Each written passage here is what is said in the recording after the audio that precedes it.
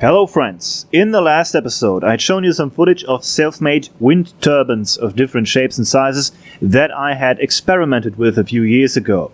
Back in 2014-15 I still lived near a big wind farm in rural East Westphalia in Germany, and that wind farm was upgraded at the time. Since there seemed to be quite a lot of interest in the topic, I used a trip to my parents this week to also revisit the wind farm and other local sites that show the state of renewable energy in this part of Germany in 2018. While researching this matter, I saw once more that this is a huge field. You can talk about the technology involved, the evolution of wind turbines over the decades, about manufacturers that have come and gone, about the future, about politics, about legal matters, about the environment, and so on and so forth. I will not be able to cover these things in any detail here. All I'm going to do is to show you the area around my hometown, what it looks like right now, and look back at how all this started decades ago. It's a video mainly for those of you who are from other regions or parts of the world who don't see this type of thing every day. This area here is known as der Kreis Paderborn or Paderborn district, a rural area in western Germany with around 300,000 inhabitants.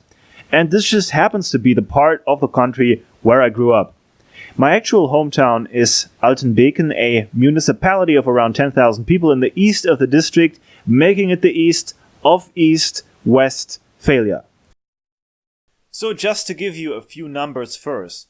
Until 2007, Germany was the country with the highest installed wind power in the world. It has changed since then though, because countries like China and also the US have gotten so many new turbines in those few years that Germany was only at number 3 in 2017. But considering Germany's comparatively small area and population, that is still quite remarkable. As of November 2017, there were 484 wind turbines installed in the small Paderborn district alone, with 126 more scheduled to be built soon. But there was a time when there was just one wind turbine here, and believe it or not, that one still stands today.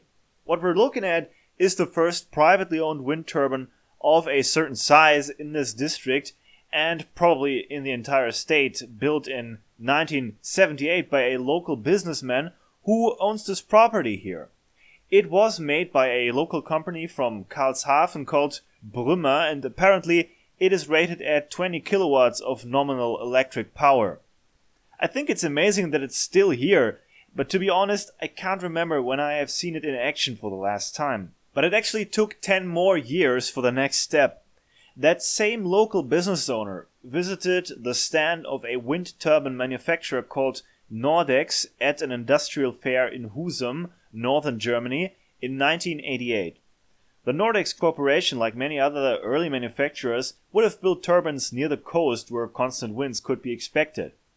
After being excited about Nordex's line of wind turbines, he decided to set up 4 Nordex N27 turbines here in Altenbeken, setting the foundation for what is, according to a local historian, the first German wind farm that was not situated near the coast, or at least the first in this state. But as we drive past the now iconic Nordex turbines that are working after more than 26 years with their steel frame towers, we approach a much bigger turbine that is a more typical sight these days in the Paderborn district.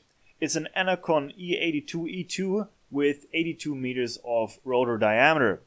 8 of these turbines were added to the park between 2012 and 2015. With 2.3 megawatts, its rated power is 15 times that of the Nordex and over 200 times that of Altenbeken's first wind turbine. And standing at its feet, we can take a look around the rest of the farm that is now dominated by these Enercon E82s. But if we take a closer look at the Wikipedia article, we can see that these turbines were not simply added to the farm, they replaced existing ones. A practice that is referred to as repowering here in Germany.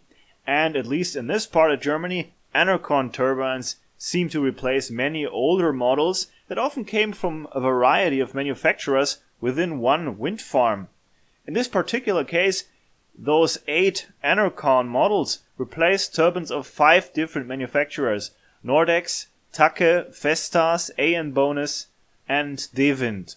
some of which do not exist anymore as independent companies though. And even though Enercon is by no means the market leader, in some parts of the country that company is now totally dominant. So I continue to drive through this wind farm that is technically only rated at around 20 megawatts.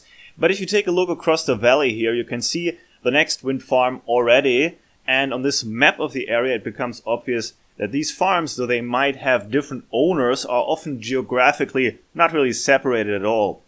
These are lists taken from Wikipedia, and there are 20 or more wind farms listed in this district alone. And many of them are very hard to tell apart if you don't know who owns or runs them. Anyway, we're now driving in the direction of Paderborn on the B64, basically right through that farm, and we can see more Enercon turbines mixed with older ones built by the Danish company Vestas.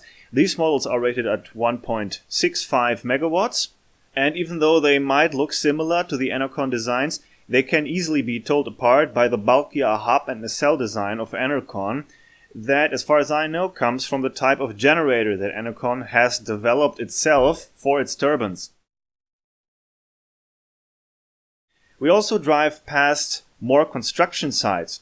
To my knowledge, this is yet another new Enercon turbine under construction. But to take a closer look at actual construction sites, let us return to the wind farm I showed in my last video, and let's compare the footage from 2015 with today's situation.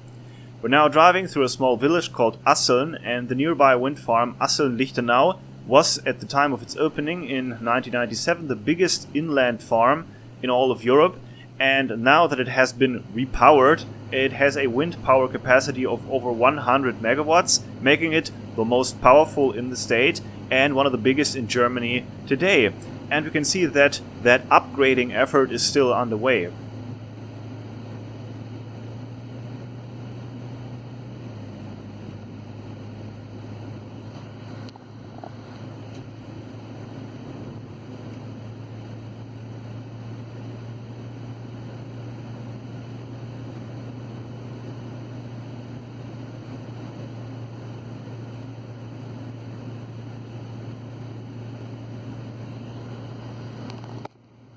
We find a familiar sight, old steel frame Nordex turbines that must have been here from the earliest days. We also find older turbines by the company Südwind, now no longer in business, also again older Vestas models, and turbines manufactured by Mikon, now defunct. And right next to really old Enercon designs like this E30, we find the latest editions, E101 and E115, with 101 and 115 meters of rotor diameter. Here's some footage of 2015 when the towers were still under construction. As you can see, unlike all the other models we have seen, the more modern Enercon towers are not made from steel tubes or frames, but from concrete sections. They are transported here with these really large trucks, especially at night. To put the sections on top of each other, a variety of cranes is employed, smaller ones at first, then larger and larger ones as the tower grows. And for this purpose, the German crane manufacturer Liebherr is working together with Enercon, and it seems that they develop various models of cranes specifically for this purpose and for this company. When you think about jobs that are being created by the renewable energy sector, it is not necessarily truckers and crane manufacturers and operators you might have in mind, but it really is a big part of it at the moment. And this is the same site filmed in 2018 with several E115s in action.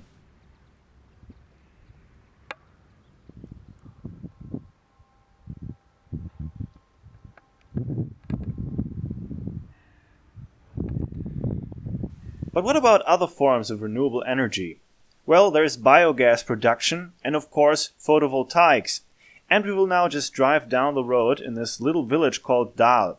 That's the one over which this wind farm is towering.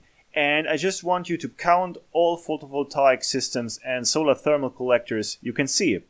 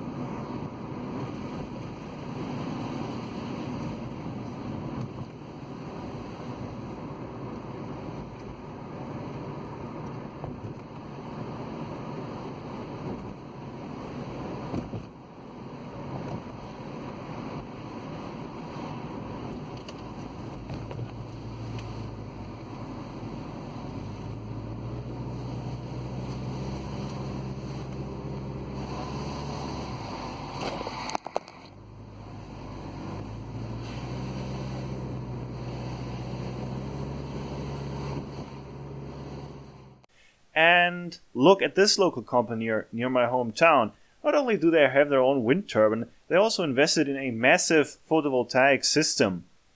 Well guys, as I said, this is a difficult subject, but I'm not here to argue political points. I'm just showing what is factually happening here. This week, I visited my parents. While I was here, I did not only work on this little film, but also on practical projects that are now almost finished. The next video will then again be a practical one. But I still want to encourage you to give this video a like if you found the subject interesting. And if you want to help in the production of new videos, visit patreon.com/tpai and become a supporter. See you soon.